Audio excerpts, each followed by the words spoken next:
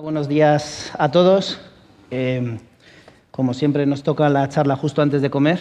Esperemos cumplir el horario y que la gente siga interesada y no tenga más apetito que interés.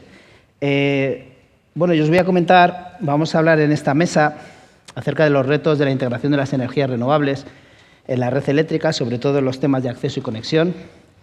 Voy a presentar a cada uno de los ponentes para que los conozcáis y luego ya vamos a ir hablando tranquilamente con cada uno de ellos.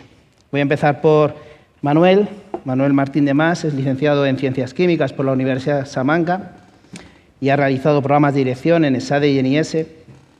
Manuel pertenece a Iberdrola, donde empezó a trabajar en 1991. Más de 20 años de experiencia, como venía en la mesa anterior. Yo no tengo, porque yo soy más joven, lo siento, Manuel, es lo que hay. Empezó en puestos relacionados con química y medio ambiente, la generación térmica, hasta que en el año 2000 empezó a desarrollar el programa de ciclos combinados, siendo inicialmente responsable de la explotación del ciclo combinado de Castejón y acabando su etapa como director de la región norte con ciclos combinados de Santurtzi y en Castejón, en Navarra. Actualmente es el jefe del Departamento de Regulación, Medidas y Liquidaciones de Iberdrola Renovables España. Muchas gracias por participar, Manuel. En el centro tenemos a Rosalía Rivas. Rosalía Rivas es ingeniera industrial por la Universidad Politécnica de Madrid y ha desarrollado programas de directivos en el IES.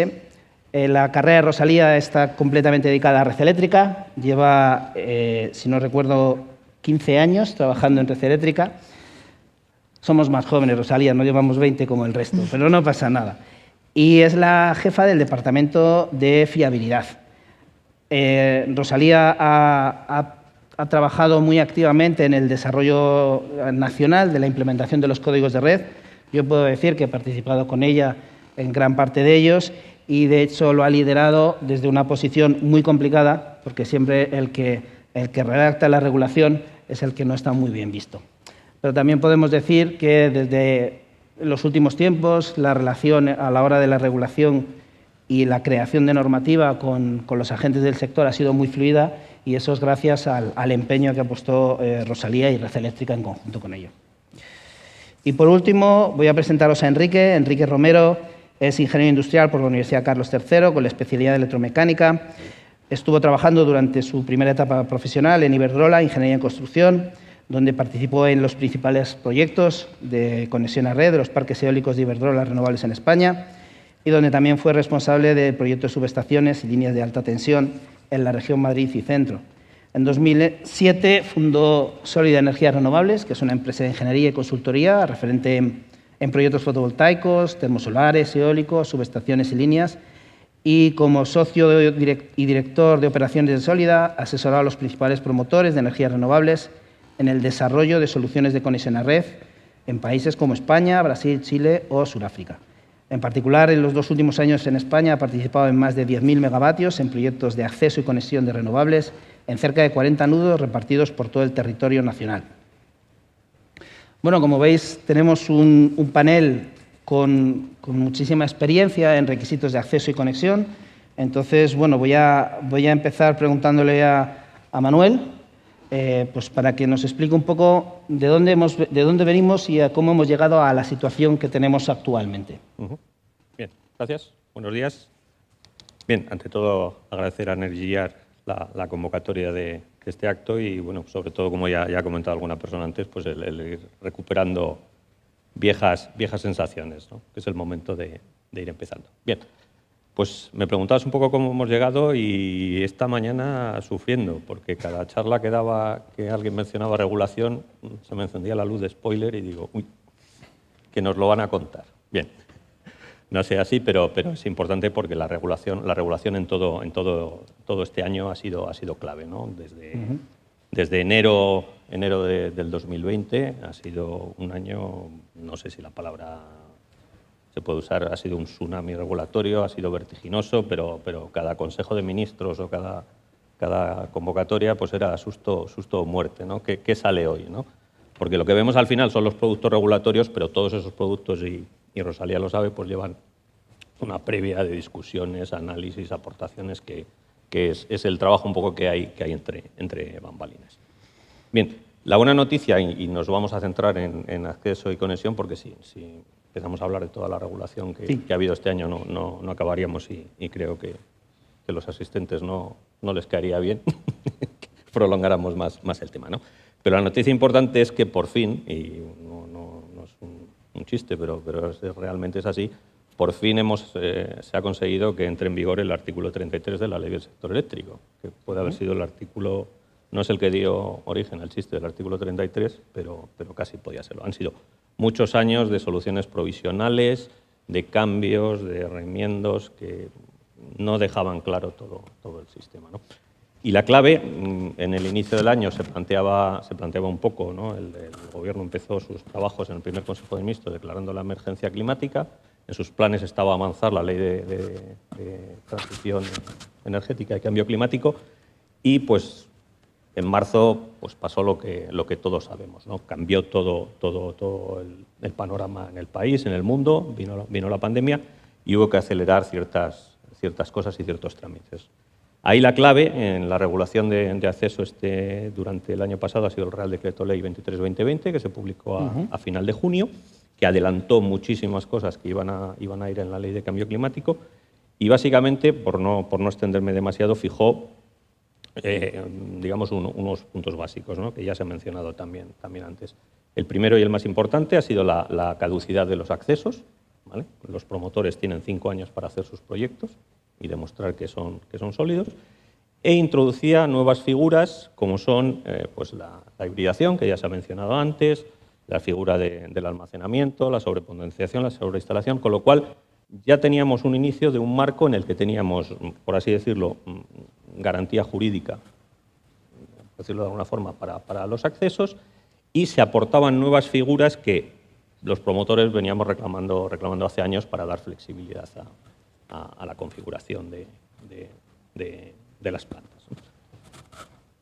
Fruto de este Real Decreto Ley, y con ese marco de los 5 años de límite para ejecutar los proyectos, y no los accesos caducaban y se perdían los avales, pues hubo una moratoria en la que hubo posibilidad de que los promotores que consideraran que no iban a llegar renunciaran a los proyectos y recuperaran sus avales. Esa época de renuncia ha tenido muchas lecturas, ¿no? De si ha renunciado mucha gente, poca gente. Bueno, pues ha habido, como digo, diversas valoraciones.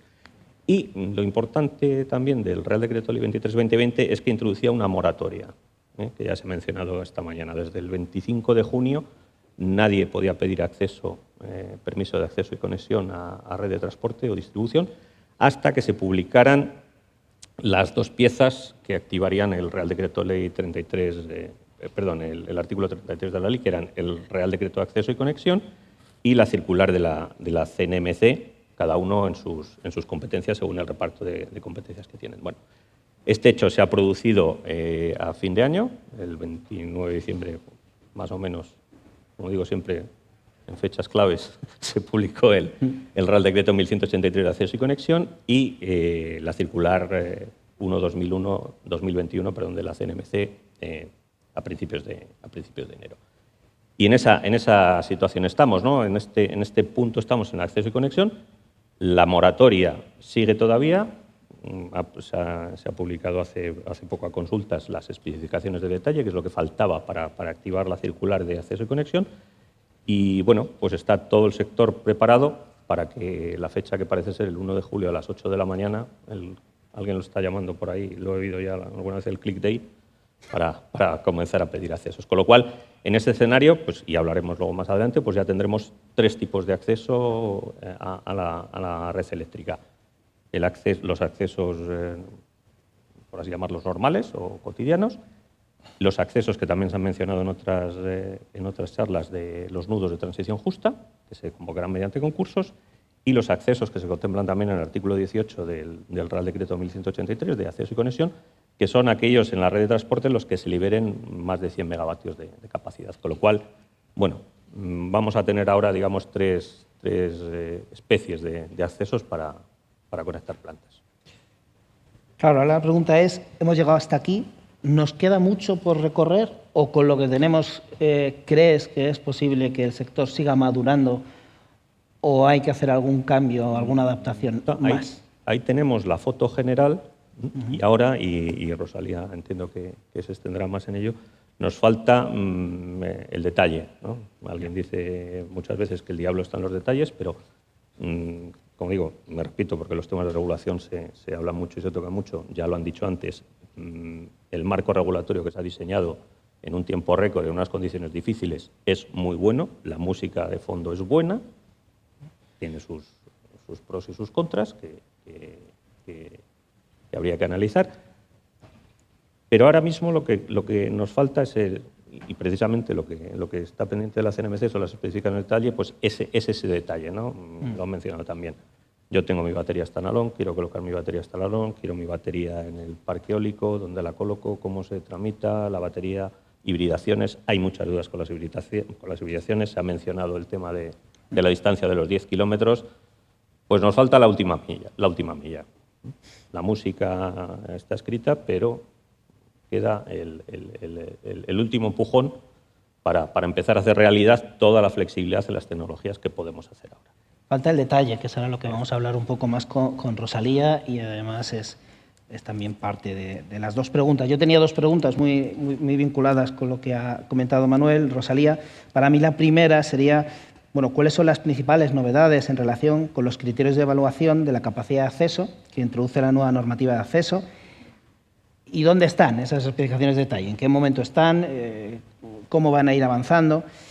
Porque es el siguiente hito normativo, ¿no? Es lo siguiente que tenemos que aprobar. Lo que decía Manuel, la música suena bien, pero ahora hay que concretar en el detalle, ¿no? Sobre todo para que puedan volver a admitirse a tramitar las solicitudes de acceso, porque es el siguiente hito normativo. Pues efectivamente, ¿no? Toda la normativa de acceso le falta un último punto para terminar de completarse, y es lo que se denomina las especificaciones de detalle. La circular de acceso y conexión, en el anexo 1, lo que establece son las directrices de alto nivel de cuáles son los criterios para la evaluación de la capacidad de acceso. Me voy a remontar un poquito a qué teníamos hasta ahora, y hasta ahora lo que teníamos es el anexo 15 del Real Decreto 413, que lo que decía es que para la generación no gestionable, la máxima potencia que podía conectarse en un nudo era el 5% de la potencia de cortocircuito. Bueno, pues este era el único criterio realmente que teníamos para valorar la capacidad de acceso para la conexión de eólica y de fotovoltaica en el sistema. Bueno, pues este criterio es un criterio antiguo que venía heredado de una orden ministerial del año 85 y que, bueno, pues la evolución tecnológica de las instalaciones pues requerían una revisión de ese criterio, ¿no? Con esta intención, en el año 2019, Red Eléctrica lanza un grupo de trabajo con todo el sector y con la supervisión del Ministerio y de la CNMC para debatir cómo tendría que evolucionar este criterio ligado a la potencia de cortocircuito. Y en ese grupo de trabajo, bueno, pues se sacan algunas conclusiones. Y una de las conclusiones es que es necesario un criterio ligado a la potencia de cortocircuito. La potencia de cortocircuito es una medida de la fortaleza de la red para conectar electrónica de potencia, para conectar módulos de parque eléctrico que necesitan que la red sea suficientemente fuerte para poder funcionar correctamente. Y de ese grupo de trabajo, bueno, pues sale una recomendación de que el criterio del 5% de la potencia de cortocircuito evolucione a un criterio zonal, que es el que ahora mismo ha recogido la circular, ¿no? El criterio del índice de potencia de cortocircuito ponderado, el criterio WSCR. Este criterio es solo aplicable a las instalaciones que se conectan de forma no síncrona a la red a través de una interfaz de electrónica de potencia. Y es una evolución del criterio que ya existía, como he comentado, del de potencia de cortocircuito, pero la circular introduce dos nuevos criterios para evaluar la capacidad de acceso en un nudo de la red. Son criterios basados en el comportamiento estático del sistema, es decir, si existe capacidad en ese nudo para evacuar esa generación que se va a conectar, y un criterio dinámico ligado a la estabilidad dinámica del funcionamiento del sistema. Es decir, a la hora de conectar generación en un nudo, cómo va a afectar esto al funcionamiento, cuando aparezca una perturbación, cómo se va a comportar el sistema con esa nueva generación. Por lo tanto, lo que podemos decir es que esta circular lo que define son 3 criterios, uno ya existente pero evolucionado y dos nuevos. Pero define esas directrices generales, no da muchos detalles. Y lo que establece la circular en el artículo 13 es que los detalles de cómo tienen que aplicarse estas directrices generales ligadas a la potencia de cortocircuito, al comportamiento estático y al comportamiento dinámico, tienen que definirse en lo que se llaman las especificaciones de detalle, donde se va a aterrizar cuáles son todas las hipótesis, la metodología para aplicar estos criterios. El artículo 13 define un procedimiento muy detallado para desarrollar esas especificaciones de detalle, con mucha participación de todo el sector, que es el que se ha llevado a cabo, que empezó en verano del año pasado. Se ha sometido a consulta pública la propuesta de especificaciones de detalles para la red de transporte y para la red de distribución, pues hace muy poquito, durante el mes de febrero y el mes de marzo. Y el operador del sistema la remitió a la CNMC a finales de marzo, el día 31. Y este viernes ya la CNMC ha sometido o está sometiendo a información pública la propuesta de resolución por la que se aprobarían estas especificaciones de detalle. La consulta pública está abierta hasta 10 días hábiles, hasta el 30 de abril. Y como comentaba Manuel, hay un punto muy importante en esta propuesta de resolución, porque ahora mismo esta moratoria que comentaba, que viene establecida en la disposición transitoria octava del Real Decreto, esta disposición transitoria octava lo que impide es que los gestores de la red podamos admitir a trámite cualquier solicitud de acceso que nos sea solicitada, en tanto no estén publicados todos los valores de capacidad de acceso que determina el Real Decreto y la circular que los gestores tenemos obligación de publicar. Y lo que establece es que el 1 de enero a las 8 de la mañana, es muy importante la hora, la fecha y la hora, pues en ese momento digamos que se abre de nuevo la ventanilla y se publicarán todas las capacidades de acceso en todos los nudos mayores de 1 kilovoltio, y en ese momento se abre otra vez la ventanilla del acceso y conexión. Una de las cosas que han estado comentando durante los anteriores paneles es si esto es una burbuja, si esto va a ser continuando, si el sector puede soportar este crecimiento de energías renovables. A mí, yo cuando lo he oído me parece muy interesante, la industria puede, el sector puede, la economía puede, pero al final no nos olvidemos que el que tiene que poder asumirlo es la red eléctrica, ¿no? Si la red eléctrica no lo puede asumir, podemos tener una planta fotovoltaica muy bonita, un parque eólico muy interesante, pero si no vierte la red, pues es un montón de hierro, con todos mis respetos, ¿no? Entonces, desde ese punto de vista, de esa alta integración que se espera, de ese volumen de integración en red que se espera de renovables, ¿cuál es la perspectiva del operador del sistema?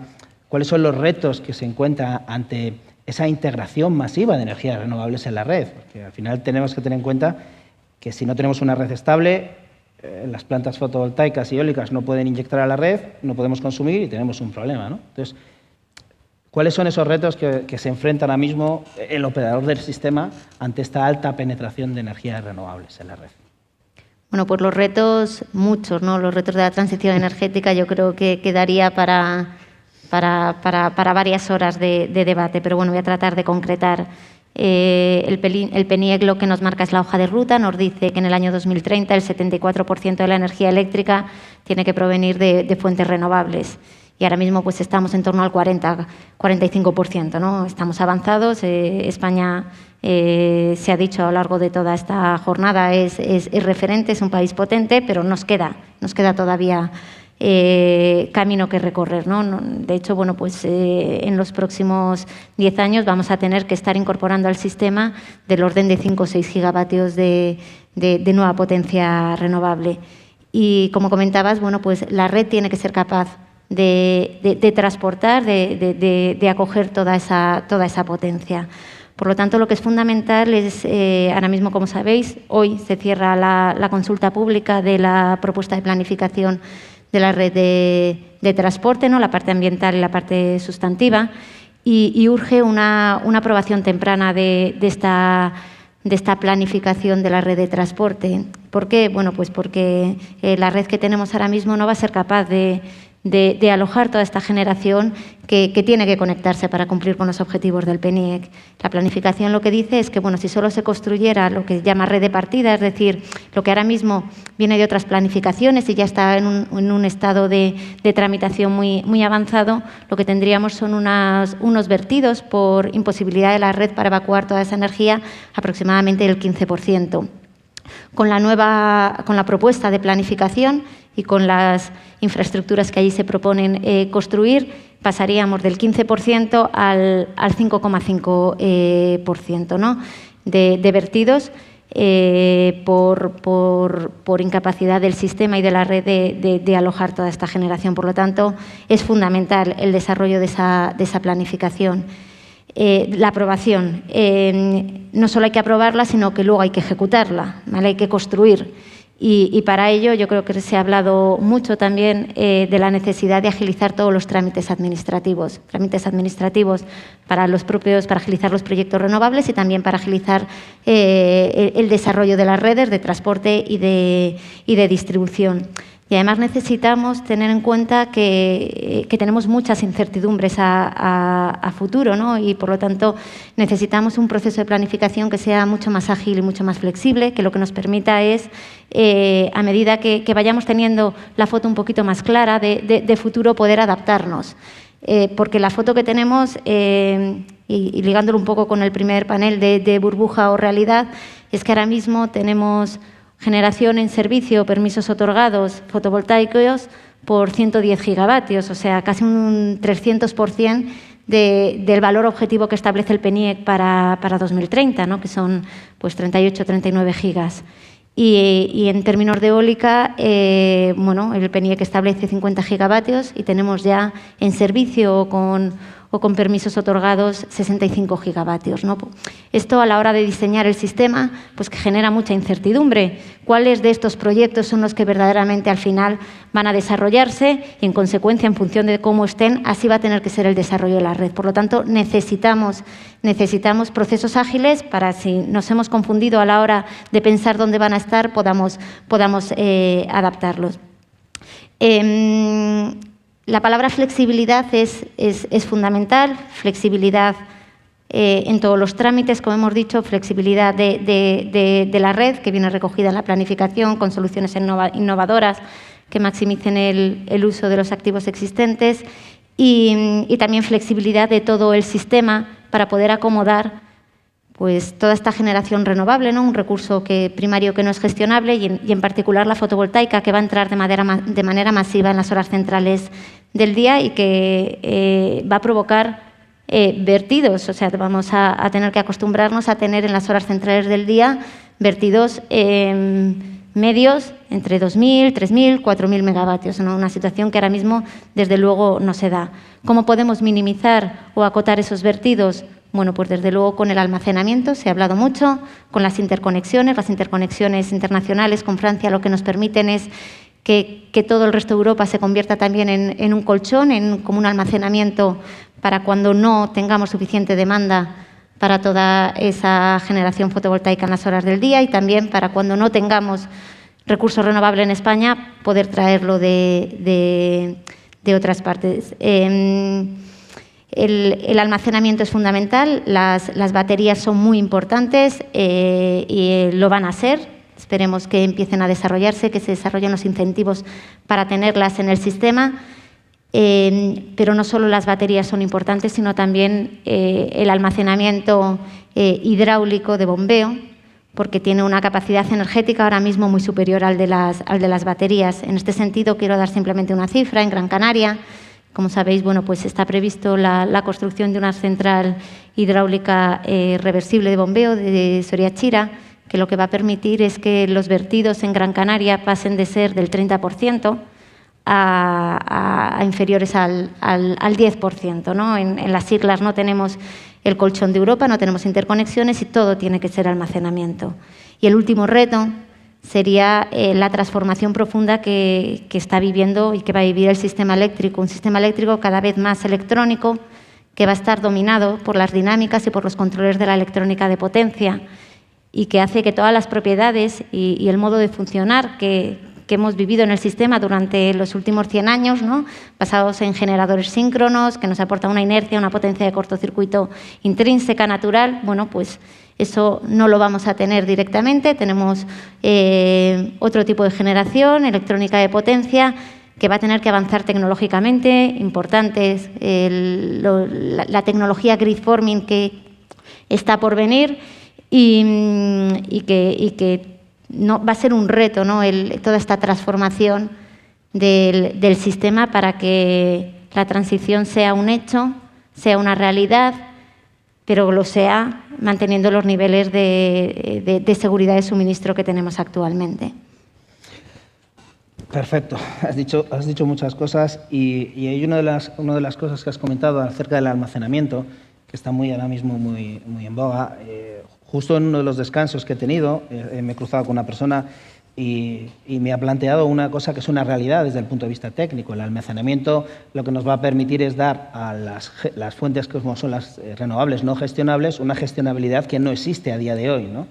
Entonces, el almacenamiento es fundamental, es un eje fundamental para que podamos cambiar ese mix energético de unos sistemas que teníamos muy estables con nucleares y con otro tipo de ciclos combinados, a poder decir que con el almacenamiento las renovables van a conseguir la misma estabilidad, esperemos que teníamos con este tipo de fuentes de energía, y yo creo que no es para nada un problema, sino va a ser una ventaja para el sector el poder integrar mucho almacenamiento, porque nos va a permitir tener una energía con una gran estabilidad y sobre todo una altísima calidad, que ya la tenemos, pero nos va a permitir dar esa inercia, ese tipo de servicios que no podemos tener y que va a permitir que las redes puedan absorber mucho más capacidad y que contra más capacidad pueda absorber la red, más proyectos hay, más fabricación y es bueno todo para el sector.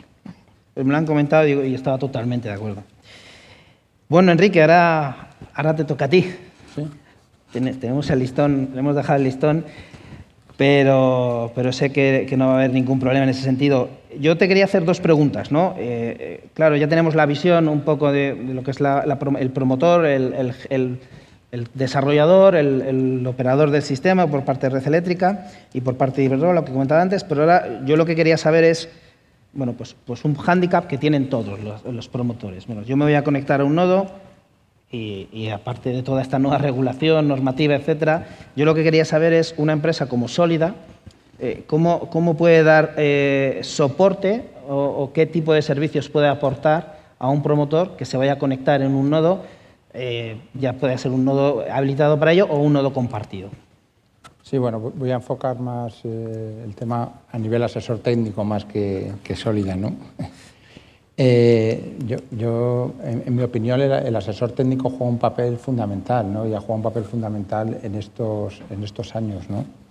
Gracias a la labor del asesor técnico en conjunto con promotores, con desarrolladores, ¿no?, ha habido pues, una profesionalización del sector de las energías renovables en materia de conexión. Hace 3-4 años, pues poca gente tenía conocimiento sobre los procedimientos de operación, poca gente tenía un conocimiento importante sobre los códigos de red, sobre las condiciones de conexión de las compañías de distribución, y ahora es el pan nuestro cada día en las conversaciones con promotores, con EPCistas, y eso es la profesionalización ha sido muy importante en estos años.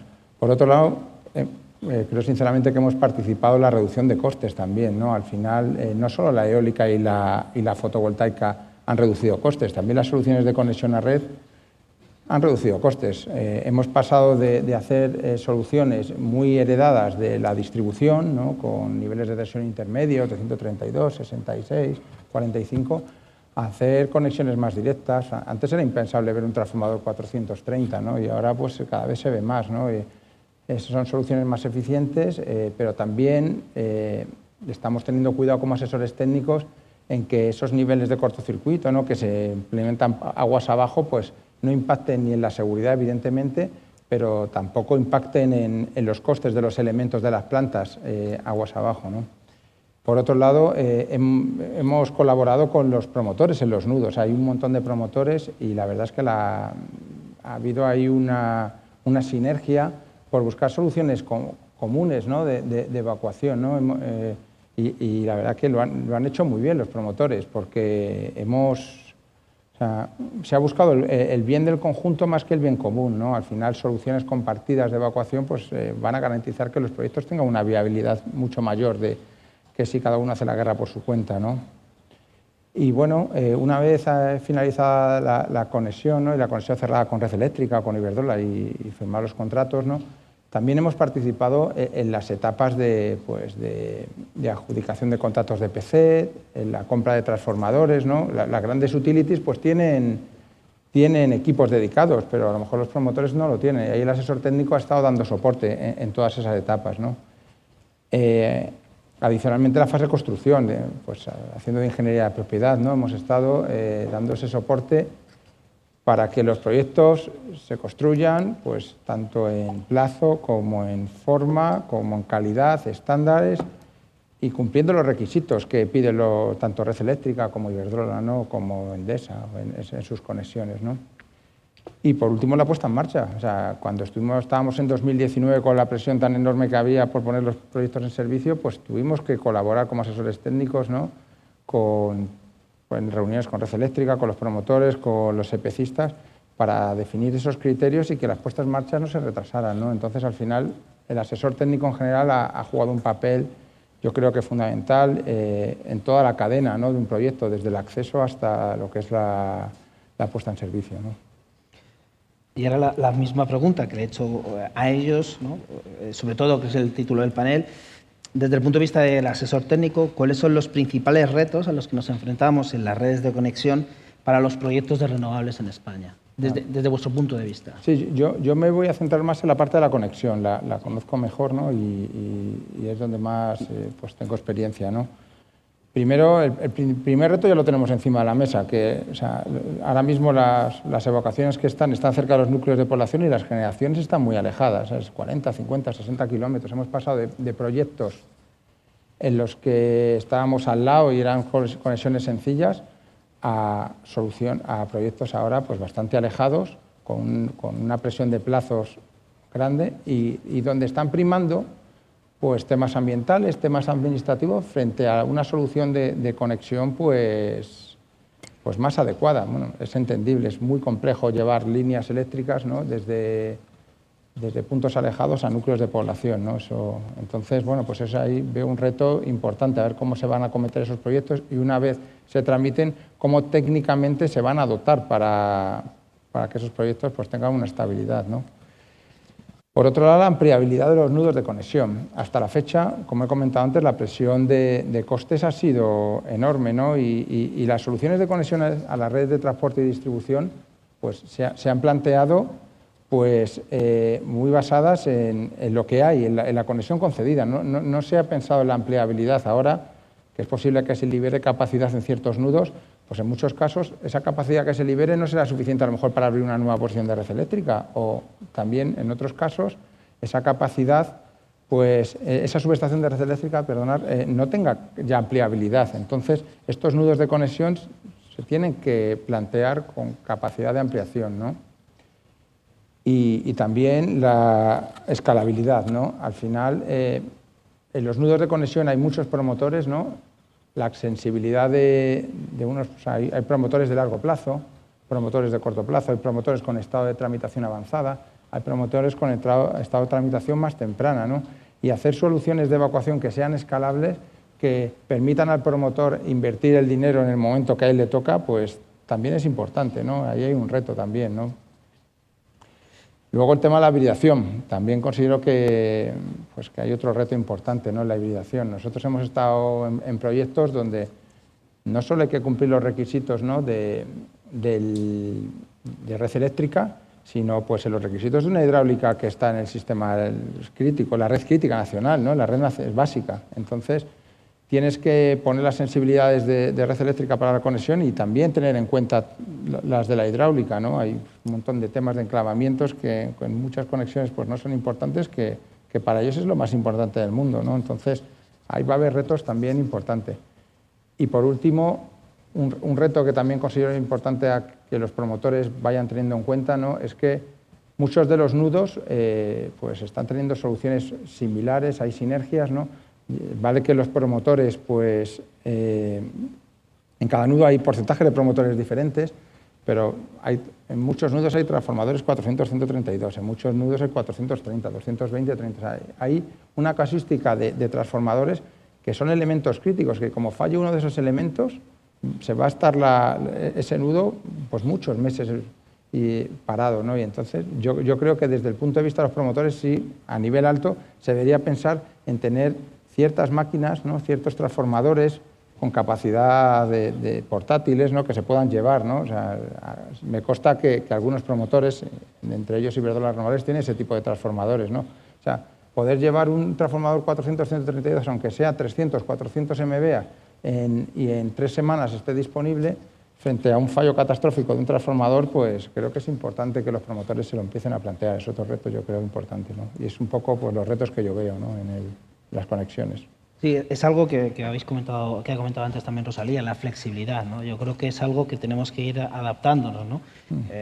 Si bien ya ha habido mucho un marco regulatorio ya muy definido, no muy definido, pero general, yo creo que es importante la flexibilidad en todos los agentes, tanto el promotor como el operador de red, como el regulador, para que vayamos adaptándonos, porque evidentemente el libro no lo tenemos escrito. Vamos a ir escribiéndolo poco a poco y evidentemente tenemos que equivocarnos, porque si no uno no se equivoca es imposible acertar. Vamos, yo por lo menos lo veo así. Pues yo no tengo más preguntas. No sé si hay alguien que no tenga mucha hambre, porque no tenemos hambre a estas horas, no hay ningún problema. Si tiene alguien alguna pregunta para alguno de los ponentes, o si directamente tiene mucha hambre y queréis que lo dejemos aquí. Tiene su parte buena también ser el último. No hay preguntas comprometidas.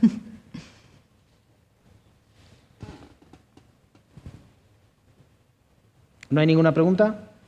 Bueno, pues hemos cumplido tiempos. Somos bastante eficientes con 2 minutos de adelanto, que lo tengo ahí a mi chivato, que es el reloj. Muchísimas gracias a todos vosotros por lo que habéis comentado. A mí me parece muy interesante, evidentemente, y lo mismo que habéis dicho, doy las gracias a Energiar por dejarnos participar y poder exponer nuestras opiniones acerca de este sector que es tan interesante y en el que todos creemos y yo sigo creyendo que vamos a seguir evolucionando. Muchísimas gracias. Muchas gracias.